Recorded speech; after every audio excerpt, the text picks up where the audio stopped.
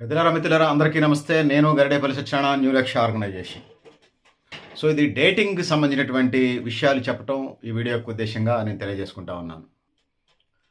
Dating యొక్క సారాంశం మీ దృష్టికి తీసుకొచ్చే ప్రయత్నం చేస్తాను. మీరు కూడా కామెంట్ బాక్స్లో మీ మీ అభిప్రాయాలని షేర్ చేసే ప్రయత్నం అయితే చేయండి.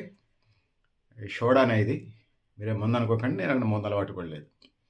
ఇప్పటిదాకా మద్యపాన నిషేధం కార్యక్రమాల్లో పెద్ద ఎత్తున యాక్టివిస్ట్గా పనిచేస్తూ ఉన్నాను. కాబట్టి సోడాని వీడు తాగి చేస్తానంటారని చెప్పేసి సోడా తెచ్చుకున్నాను. నేను ముందు తాగనని చెప్పాలి. డైరెక్ట్గా ఫ్లోలో చెప్పడం ఇది తాగి లేదా డిసప్పాయింట్ అయ్యి చెప్తాను అనుకుంటారు. సబ్జెక్ట్గానే భావించండి. సోడా అనేది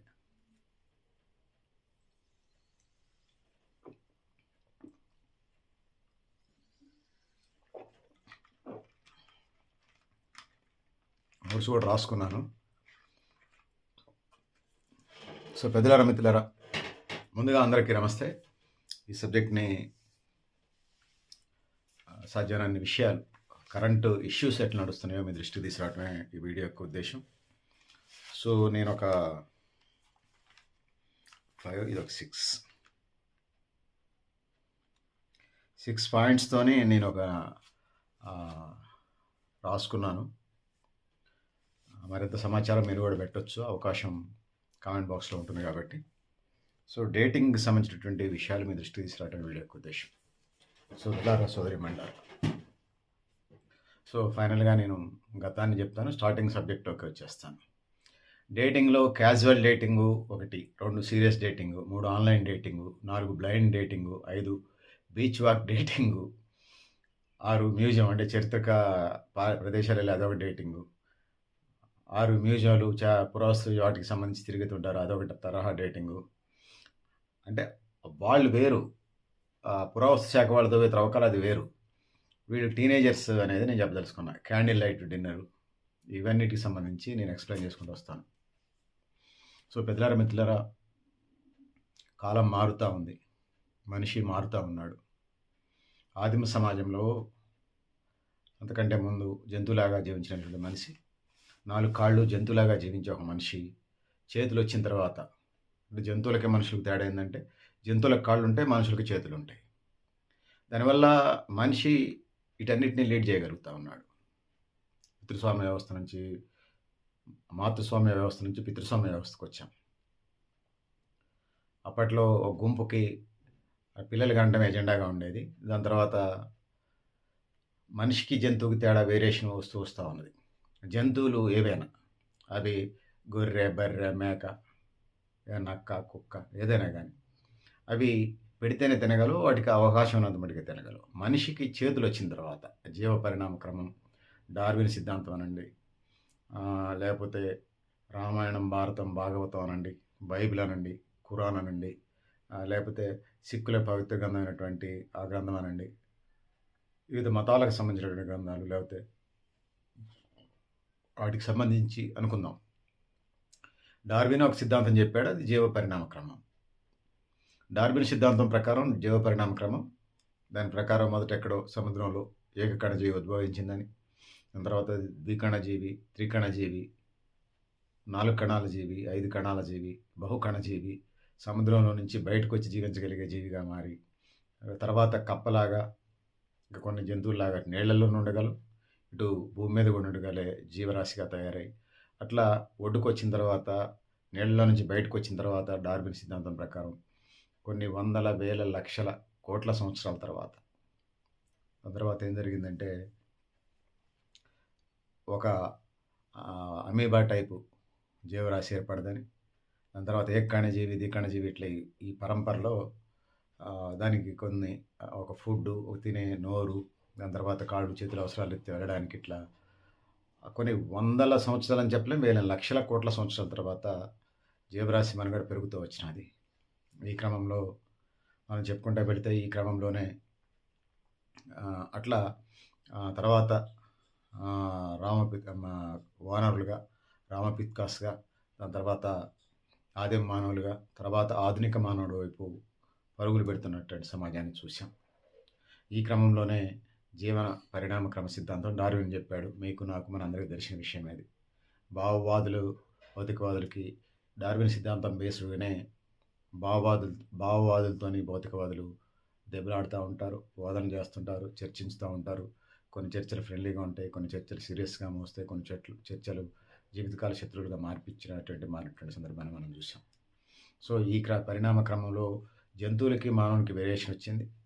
జంతువులు చిత్తకార్తెలు అంటే కుక్కలు ప్రకృతి అది డెవలప్మెంట్ కావడానికి సంబంధించి. సో దానికంటే ముందు నేను మత గ్రంథాలు కూడా చెప్తాను. డార్విన్ చెప్పి భౌతికవాదం చెప్పి భావవాదం చెప్పకపోతే బాగుండదు. సో అది బైబిల్ కానీ, ఖురాన్ కానీ, భారతం కానీ, భగవద్గీత కానీ అన్ని రకాల మత గ్రంథాల సారాంశం ఒకటే, దేవుడు తయారు చేశాడు అనేది. ఎవరు మతానికి సంబంధించిన వాళ్ళు వాళ్ళే ఏకైక దేవుడు అని చెప్పుకుంటారు. ఆ పంచాయతీ జోలికి కూడా నేను వెళ్ళను. దేవుడు ఎక్కడున్నా ఒక్కడే అనుకుందాం. ఏ మతం వాళ్ళైనా ఒకటే అంటారు కాబట్టి దేవుడు ఒక్కడే. ఎవరికి నచ్చిన రూపంలో కొలుచుకుంటారు. మనిషిని వివిధ జంతు జాతిని, వృక్ష జాతిని దేవుడే సృష్టించాడని. సో ఏదేమైనప్పటికీ కూడా అటు డార్విన్ సిద్ధాంతం ప్రకారమైన, ఇటు మత సిద్ధాంతాల గ్రంథాల ప్రకారమైన జీవరాశి ఉన్నది, ప్రకృతి ఉన్నది, మనుషులు ఉన్నారు. ఈ క్రమంలో పురాతన కాలంలో అంత పని ఉండేది కాదు. అట్లానే దాంతో పాటుగా పని ఉండటంతో పాటుగా ఆహారం కోసం వెళ్ళటం, ఈ క్రమంలో వాళ్ళు పచ్చి మాంసం తినటం, దొరికినటువంటి ఆకులు అలాలు తింటూ అట్లా జీవితం గడిపేవాళ్ళు. ఈ క్రమం నుంచి దాని తర్వాత ఏ చెట్టు పండ్లు తినొచ్చు, ఏ చెట్టు తినకూడదు అనేది ఒక ఐడెంటిఫికేషన్ వచ్చింది. దాని తర్వాత వాళ్ళు ఒక గుహల్లో జీవించేవాళ్ళు. దాని తర్వాత ఒక తాటకి తరహా, జమి తరహా ఇళ్లలో జీవించుకొని గుడారాలు వేసుకొని జీవించేవాళ్ళు. దాని తర్వాత ఏ చెట్లు ఆకులు అలాలు తినొచ్చు, పండ్లు తినొచ్చు, ఏ గడ్డలు తినొచ్చు, కాడికి డెవలప్ అవుతూ వచ్చారు. ఈ క్రమంలో ఒక గుంపులుగా ఇప్పుడు మనం ఆదివాసీ గూడాల తరహాలో మానవ జీవితం ఉన్నది. మొట్టమొదటి మానవుడు, భూమి మీద మానవుడు ఆఫ్రికాలో అని. భారతదేశానికి వస్తే దక్షిణ భారతదేశంలో, ద్రవిడిస్తాన్లో, ముఖ్యంగా దక్షిణ భారతదేశం అంటే ఇవన్నీ వస్తాయి. ఆంధ్రప్రదేశ్, తెలంగాణ, తమిళనాడు, కేరళ, కర్ణాటక ఈ రాష్ట్రాలు వస్తాయి. అటు వచ్చి ఎడ్జినటువంటి అటు చివరిలో ఉన్నటువంటి ద్వీపం పుదుచ్చేరి, పాండిచ్చేరి ఉంటుంది. అక్కడ దాకా యానాం, బోనాం అంటారు కదా, అక్కడ దాకా. సో సోదరులారా, సోదరిమణులారా, ఈ క్రమం జరుగుతున్నటువంటి క్రమంలో మానవుడు పురాతన యుగం నుంచి మధ్యయుగంలో నిప్పు అనేది కనుక్కునే ప్రయత్నం చేశాడు. అది కొత్త పుంతలు దొక్కుతూ వచ్చింది. నిప్పు, చక్రం ఈ రెండు మానవ నాగరికతకి, అభివృద్ధికి బీజాలు వేసినాయి. ఇంత నిప్పుని, చక్రాన్ని కనుక్కోవడానికి కారణం, జంతువులకి 4 కాళ్ళు ఉంటాయి, బలమైనటువంటి ఆహారం తినలేవు. మనుషులకి చేతులు ఉంటాయి. దానివల్ల ఇష్టం వచ్చినటువంటి పండ్లు, ఫలాలు కోసుకోవడానికి, తినడానికి, అదేవిధంగా పంటలు పండించుకోవడానికి వచ్చింది. ఆ విధంగా మనిషి ఎదుగుతూ వచ్చినటువంటి సందర్భాన్ని మనం చూస్తూ ఉన్నాం. సో సోదరులారా, సోదరిమణులారా, బ్రహ్మంగారి కాలజ్ఞానం లాగానే, నేను అది సైంటిఫిక్గా కాదని చర్చకి వెళ్ళలే, కానీ బ్రహ్మంగారి కాలజ్ఞానంలో గతము, ప్రస్తుతం, భవిష్యత్తు ఉందనేది. సో ఈ క్రమాన్ని, ఈ పరిణామ క్రమాన్ని మనం చూసుకున్నప్పుడు, ఈ విధంగా మనకు ముందుకు వెళ్తున్నటువంటి నేపథ్యంలో, సో మనిషి గతంలో పెళ్లి చేసుకునేవాడు. గతంలో ఒక స్త్రీ ఎక్కువ మంది భర్తలు ఉన్నటువంటి వాటిని మనం చదివాం. ఒక పురుషుడికి కొంతమంది భార్యలు ఉంటాం. రాను 3 భార్యలు, 2 భార్యల నుంచి ఒక భార్యకు వచ్చారు. సో ఆ విధంగా జీవించడం అనేది, సో అనేక పరిస్థితుల నుంచి మానవ జీవన క్రమం పరిణామం చెందుతూ వచ్చినటువంటి పరిస్థితిని మనం చూస్తూ ఉన్నాం. ఆ విధంగా మానవ జీవితం నడిచినటువంటి క్రమంలో పురాతన యుగం నుంచి, సనాతన యుగం నుంచి, లేకపోతే పురావస్తు యుగం నుంచి, లేకపోతే సముద్రంలో ఉన్నటువంటి జీవి దగ్గర నుంచి ఆధునిక యుగంలోకి వచ్చాం. అంతరిక్షంలోకి శాటిలైట్స్, ఉపగ్రహాలు పంపించే స్థాయికి వచ్చినాం. ఇట్లాంటి జీవన విధానం, స్థితిగతులు గడుస్తున్నటువంటి పరిస్థితుల్లో, సో పెళ్ళి అనేటువంటి వ్యవస్థ మొదటి నుంచి ఉంది. అది ప్రకృతి ధర్మం. అన్ని జీవజాతికి సంబంధించినటువంటి కార్యక్రమం అది నడుస్తూ ఉంటుంది. ఈ పెళ్ళికి సంబంధించినటువంటి కార్యక్రమాలు, తర్వాత ఇది గతంలో పెళ్ళిళ్ళు అయ్యగారులు ఒక్కొక్కళ్ళ చోట్ల ఒక్కొక్క తరగా ఉండేది. వాళ్ళు శారీరకంగా కలుసుకుంటే అది గాంధర్వ వివాహం అని, మానసికంగా కలుసుకుంటే అదొక వివాహం అని, దండలు మార్చుకుంటే అదొక వివాహం అని, రిజిస్టర్ ఆఫీసులో సంతకాలు చేస్తే రిజిస్టర్ పెళ్ళని. సో మా మెడలో తాళి కలితే అది అయ్యగారి తరహా అదని, రింగులు మార్చుకుంటే, ఉంగరాలు మార్చుకుంటే అది క్రిస్టియన్ మ్యారేజ్ అని. ముస్లిమ్స్ ఇంకో పద్ధతిలో జరుగుతుంది. ఎవరి ఆచార వ్యవహారాల ప్రకారం ఈ దేశంలో, ఈ ప్రపంచంలో వాళ్ళ పద్ధతుల్లో చేసుకుంటున్నారు. కొన్ని కాంట్రాక్ట్ పెళ్ళిళ్ళు కూడా ఉన్నాయి. ఇట్లాంటి వ్యవస్థ నుంచి మనం ముందుకి వెళ్ళుకుంటూ వచ్చినప్పుడు మానవులు జీవన పరిణామ క్రమం అప్డేట్ అవుతూ వస్తూ ఉన్నారు. సో అయినప్పుడు మన పూర్వీకులు పెద్దల మాట సద్దన్నం మూట, పెద్దల మాట పెరుగన్నం మూట, నైట్ అన్నం వేస్ట్ కాకుండా అందులో మజ్జిగో పెరుగో పోస్తే పొద్దురికి పులిస్తే అందులో సి విటమిన్ ఉంటుంది, ఆకలి తీరుద్ది, మనం బయటకెళ్ళిపోద్దాకా టిఫిన్ చేయ అవసరం లేదని చెప్పేసి గతంలో చెప్పేది. సరే అప్పుడున్న వంగడాలకి, ఇప్పుడున్న వంగడాలకి, సీడ్స్‌కి తేడా ఉన్నది. అప్పుడుంటే అన్ని షుగర్ పేషెంట్లు అన్ని ఇది లేవు. నూటికో కోటికో ఒకటి ఉండేది. ఇప్పుడు ఆహార ఫుడ్ మీద మనం చాలా సార్లు చర్చించాం. మరిన్ని టన్నుల సార్లు కూడా చర్చించుదాం. ఎందుకంటే మానవ జీవన క్రమాన్ని, మనుషుల యొక్క లైఫ్ స్పాన్ ఆయుష్‌ని శాసించేది అదే కాబట్టి ఫుడ్ గురించి మరిన్ని చర్చలు, సిద్ధాంతాలు, రాద్ధాంతాలు మరి చేద్దాం. సరే ఇప్పుడు అంత డెప్త్‌గా వెళ్ళను. సో, ఈ పరిణామ క్రమం నడుస్తున్నటువంటి క్రమంలో మానవ జీవితం ఆ విధంగా నడుస్తా ఉన్నది. ఆ విధంగా పోతా ఉన్నది పెద్దలారా, మిత్రులారా. సో, ఆ విధంగా మానవుడు అభివృద్ధి చెందుతున్న క్రమంలో పెళ్ళిళ్ళొచ్చినాయి. పెళ్ళిళ్ళు జరిగిన తర్వాత ఆహారపు అలవాట్లు మారిన తర్వాత వస్తా ఉన్నాయి. గతంలో ఉన్నటువంటి వ్యవహారాలను కొనసాగిస్తూ ఏదైతే ఉందో పూర్వీకులు ఇచ్చినటువంటి ఆచార వ్యవహారాల్ని కొనసాగిస్తూ వచ్చారు. ఈ క్రమంలోనే గ్రామ దేవతలొచ్చినాయి. గ్రామానికి మసొచ్చి, కలరా లాంటివి వచ్చినాయి. కలరా వచ్చిందంటే ఆ ఊరికి గత్తర వచ్చిందిరా అనేటువంటి కల్చర్ ఉండేది. ఈ ఊరి పిల్లని ఆ ఊరికి ఇచ్చేవాడు కాదు, ఆ ఊరి పిల్లని ఈ ఊరికి ఇచ్చేవాడు కాదు. ఇట్లాంటి కథా కార్ఖానాలుండేవి.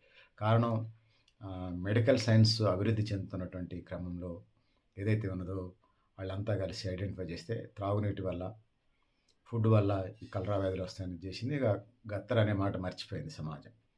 అట్లా కొన్ని అంతుపట్టిన వ్యాధులకి పూర్వీకులు ఆధునిక medical science, modern medical science అభివృద్ధి చెందినప్పుడు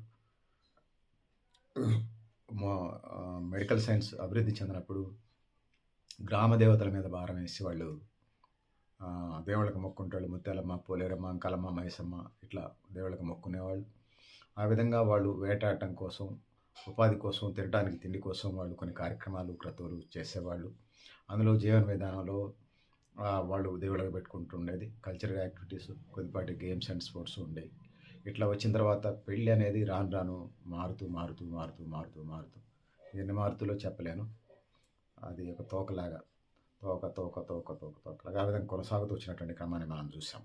సో, సోదరులారా, సోదరీమణులారా, పెద్దలారా, మిత్రులారా. సో, ఈ ఈ ఈ క్రమంలోనే ఒకళ్ళకిద్దరు పెళ్ళాల నుంచి ఒకళ్ళకి ఒకే భార్య అనే లెవెల్కి వచ్చింది. సో, ఆ విధంగా అసలు ఏకపత్ని వ్రతం దాకా వచ్చినది. ఎంత దూరం వచ్చిందంటే రాముడు ఏకపత్ని వ్రతుడు అనేది, శ్రీరాముడు ఆరాధ్య దేవుడు. మనకున్నటువంటి దేవుళ్ళల్లో ఖచ్చితంగా రాముడు నేల మీద ఛాయమగలవాడు.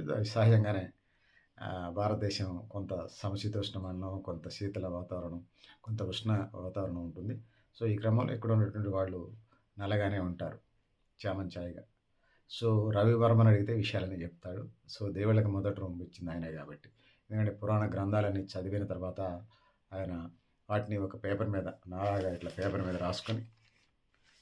రాసుకొని ఆ విధంగా ఆ రూపాలని డ్రాయింగ్ వేయటం జరిగింది. దాని మీద కొన్ని సినిమా పాటలు కూడా ఉన్నాయి. అట్లున్నాయండి. ఈ క్రమంలో పెద్దలు కుదిర్చిన వివాహాలు, ఆ రోజుల్లో పెద్దల వివాహాలు కుదిరిచ్చేది. సో, వాళ్ళకి ఇంట్లో అమ్మాయి ఉంటే, వీళ్ళింట్లో అబ్బాయి ఉంటే పెద్ద మనిషి కాకముందే పెళ్ళిళ్ళు చేసేవాళ్ళు. మెచ్యూరిటీ అంటే సుమారుగా గతంలో 14-15 ఏళ్ళకి మెచ్యూరిటీ అయ్యేటోళ్ళు. ఇప్పుడు ఈ పిచ్చి చికెన్లు, పిచ్చి ఫుడ్, జంక్ ఫుడ్స్ తినటం వల్ల పిల్లలు 11-12 సంవత్సరాలకే మెచ్యూరిటీ అవుతున్నటువంటి పరిస్థితి మనం చూస్తున్నాం. గతంలో బాల్య వివాహాలే ఉన్నాయని భావించాలి. ఎందుకంటే వాళ్ళే పిల్లలు వాళ్ళ పెళ్ళిళ్ళు చేసేది. ఆడపిల్లంటే మళ్ళీ ఎక్కడిదేద్దని పెళ్ళిళ్ళు చేసేది. సో, రాను రాను ఆధునిక పోకడలు, ఆధునిక భావజాలంతో ముందుకెళ్తున్న క్రమంలో ఫెమినిస్టులు బయలుదేరారు.